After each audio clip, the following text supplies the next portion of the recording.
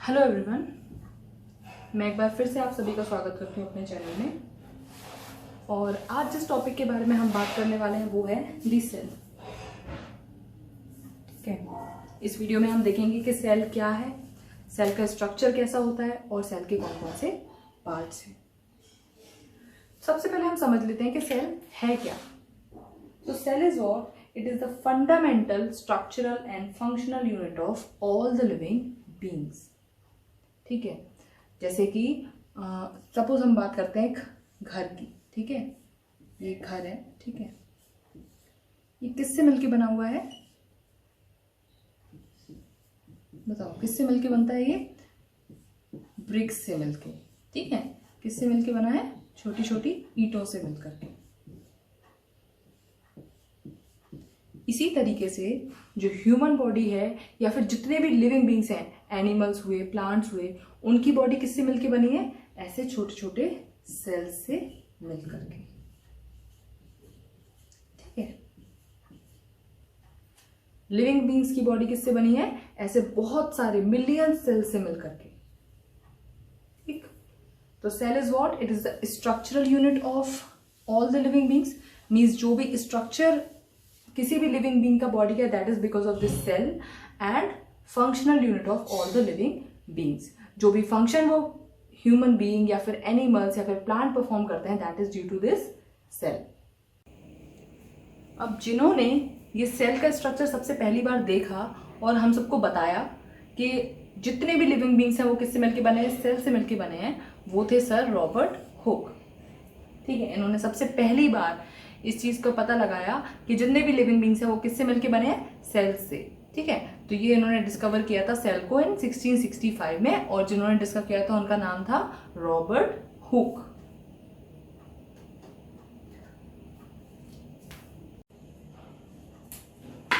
अब living beings की category में आप किसको रख सकते हो? प्लांट्स को रख सकते हो। ठीक है, plants are what living beings and animals also. ठीक है, दो ही कैटेगरी है, प्लांट्स भी लिविंग है, एनिमल्स भी लिविंग है। एनिमल्स में आपके इंसेक्ट, ह्यूमन बींग सब किस में आ जाते हैं? एनिमल्स में आ जाते हैं। प्लांट्स आपको पता ही है प्लांट्स क्या होते हैं। ठीक है, अब दो तरह के सेल्स हुए इन लिविंग बींग्स के बेसिस पे। जितने भी सेल्स मिल करके प्लांट की बॉडी को फॉर्म करते हैं उन्हें हम बोलते हैं प्लांट सेल्स। ठीक है, जो प्लांट की बॉडी में प्रेजेंट होते हैं those are called plant cell, and जो एनिमल्स की बॉडी में प्रेजेंट होते हैं those are called animal sales.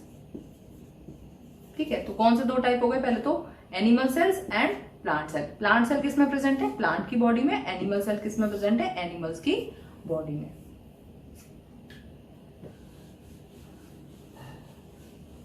चलिए अब इसके बाद हम बात कर लेते हैं स्ट्रक्चर ऑफ अ सेल के बारे में, कि सेल के स्ट्रक्चर में कौन कौन से डिफरेंट पार्ट प्रेजेंट है और इसका स्ट्रक्चर कैसा है। ठीक है, सबसे पहले हम ये बात कर लेते हैं। तो सबसे पहला ये जो इसकी आउटर लेयर वाला पार्ट है, ये आउटर लेयर है, इसे हम बोलते हैं, क्या बोलते हैं इसे?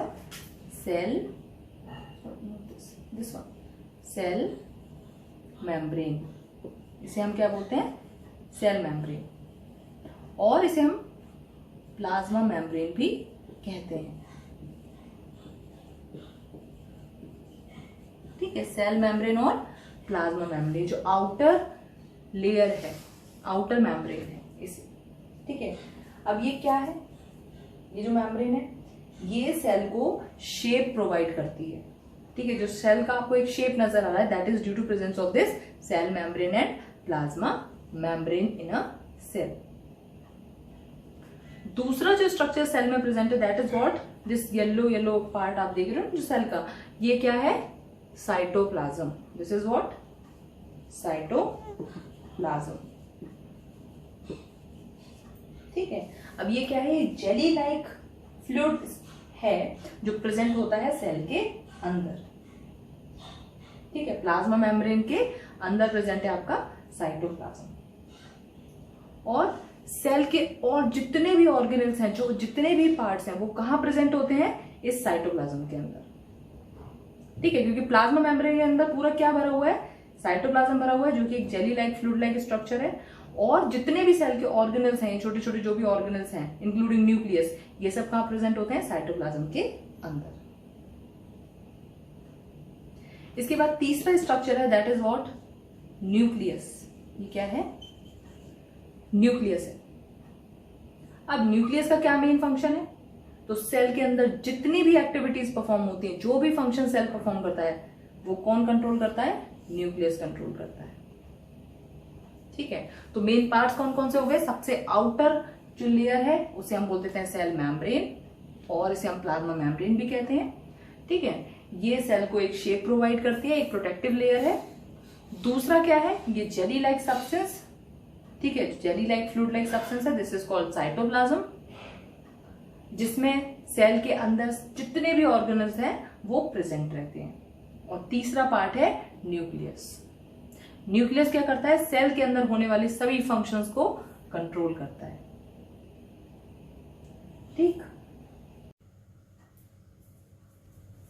अब हम बात करेंगे सेल के अंदर प्रेजेंट डिफरेंट सेल ऑर्गेनल्स के बारे में। ठीक है, तो सेल ऑर्गेनल्स क्या है, सेल के अंदर प्रेजेंट छोटी छोटी यूनिट्स जो कि एक स्पेसिफिक फंक्शन परफॉर्म करती हैं सेल के अंदर। ठीक है, तो इन्हें हम बोल देते हैं सेल ऑर्गेनल्स। अभी जो सेल ऑर्गेनल्स हैं इसको भी कैटेगराइज किया है 2 पार्ट्स में। ठीक है, ये 2 पार्ट्स में डिवाइडेड हैं। पहले तो हैं आपके मेम्ब्रेनस सेल ऑर्गेनल्स, ठीक है, जो कि मेम्ब्रेन बाउंड है, मतलब जिसमें भी जो सेल ऑर्गेनल है उसके चारों ओर क्या प्रेजेंट है, मेम्ब्रेन प्रेजेंट है, उन्हें हम बोलते हैं मेम्ब्रेनस सेल ऑर्गेनल। दूसरे हो गए आपके नॉन मेम्ब्रेनस सेल ऑर्गेनल्स। ठीक है, दूसरे कौन से हो गए, नॉन मेम्ब्रेनस, जिसके सराउंडिंग में कोई भी मेम्ब्रेन प्रेजेंट नहीं है। ठीक, अब ये जो मेम्ब्रेनस और नॉन मेम्ब्रेनस सेल ऑर्गेनल है इनको भी फर्दर क्लासिफाई किया है। मेम्ब्रेनस को क्लासिफाई किया है 2 पार्ट्स में। पहला है सिंगल मेम्ब्रेनस, ठीक है, जिसमें सिंगल मेम्ब्रेन प्रेजेंट होती है, और दूसरा है डबल मेम्ब्रेनस सेल ऑर्गेनल, मतलब जिन सेल ऑर्गेनल में डबल मेम्ब्रेन प्रेजेंट है उन्हें डबल मेम्ब्रेनस सेल ऑर्गेनल कहते हैं, जिनमें सिंगल मेम्ब्रेन प्रेजेंट है उन्हें हम बोलते हैं सिंगल मेम्ब्रेनस सेल ऑर्गेनल। ठीक है, नॉन मेम्ब्रेनस को फर्दर क्लासिफाई नहीं किया है। नॉन मेम्ब्रेनस में जो सेल ऑर्गेनल आते हैं उन्हें हम बोल देते हैं, पहला है आपका राइबोसोम, ठीक है, और दूसरा है आपका सेंट्रोसोम, राइबोसोम और सेंट्रोसोम। तो ये दोनों सेल ऑर्गेनल कैसे हैं, नॉन मेम्ब्रेन बाउंड, इनके चारों ओर कोई भी मेम्ब्रेन प्रेजेंट नहीं होती है। अब मेम्ब्रेनस के बारे में देखेंगे तो सिंगल और डबल जो मेम्ब्रेनस ऑर्गेनल हैं वो अलग अलग हैं। ठीक है, अब हम देख लेते हैं इनके कौन कौन से नाम है। तो सबसे पहले हम बात कर लेते हैं सिंगल मेम्ब्रेनस सेल ऑर्गेनल के बारे में। तो सिंगल मेम्ब्रेनस सेल ऑर्गेनल जो है वो है, पहला तो एंडोप्लाज्मिक रेटिकुलम, पहला है एंडोप्लाज्मिक रेटिकुलम। दूसरा, ये पहला हो गया, दूसरा कौन सा है, दूसरा है गोल्जी बॉडी, गोल्जी बॉडी, ठीक है। तीसरा है इसमें लाइसोसोम्स, और फोर्थ है, चौथा है वैक्यूल। ठीक, ये क्या है, सभी single membrane bound cell organelles, जो सेल के अंदर प्रेजेंट ऑर्गेनल्स हैं लेकिन सिंगल मेम्ब्रेन से बाउंडेड है। ठीक है, तो कौन कौन से हो गए, पहला एंडोप्लाज्मिक रेटिकुलम, दूसरा गोल्जी बॉडी, तीसरा लाइसोसोम, चौथा वैक्यूल। ठीक, अब बात करेंगे double membrane bound cell organelles के बारे में। तो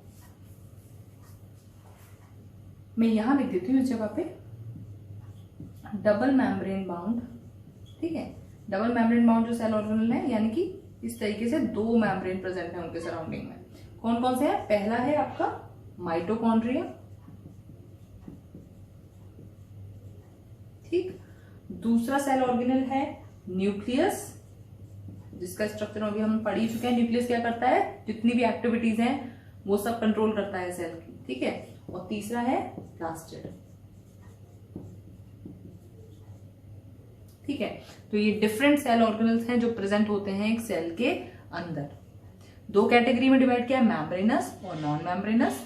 फिर मेम्ब्रेनस को भी 2 कैटेगरी में डिवाइड किया है, सिंगल मेम्ब्रेनस और double membranes. Single membranes organelle है endoplasmic reticulum, Golgi body, lysosome and vacuole, और डबल मेम्ब्रेन ऑर्गेनल है माइटोकॉन्ड्रिया, न्यूक्लियस एंड प्लास्टिड। इस तरीके से नॉन मेम्ब्रेनस सेल ऑर्गेनल कौन से हैं, राइबोसोम एंड सेंट्रोसोम्स।